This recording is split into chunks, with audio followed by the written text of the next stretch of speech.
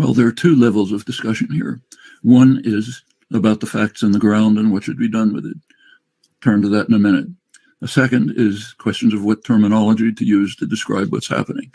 Here, you can decide that you are willing to live in a bubble as distinct from the entire world. You're free to do that. There are three notions that came up. The biblical rights, which have absolutely no status, none. Nobody in the world can say 2,000 years ago, here's my story of what happened, so therefore I have a right to do it now. You can't live in a world like that. Nobody in the world ever makes such a claim. You want to make it, okay, but then just admit, I'm out of the world, distinct from the world. Now, yes, totally distinct. If you really want to play that game, the Palestinians have more of a right to claim to be descendants of the population from 2,000 years ago than I do. My ancestors probably come from the Caucasus. Their ancestors come from Palestine. The Canaanim were correct about this.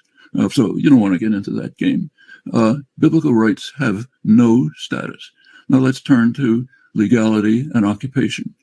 There is 100% agreement among all relevant international institutions, not just the United Nations Security Council, including the United States in unanimous declarations, but the International Court of Justice, the World Court, the Red Cross, which administers the Geneva Conventions, Israel's own top legal authorities, all agree that the Jewish settlements in the West Bank are in violation of international law.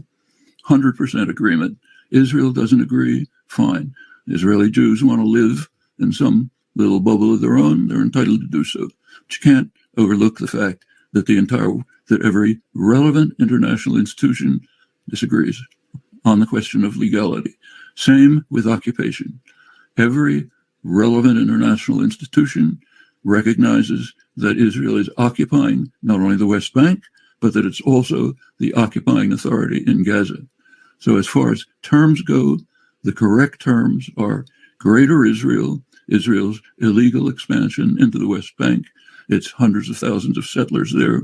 That's all part of a Greater Israel that Israel intends to integrate within Israel proper and is developing the infrastructure and the programs to do so.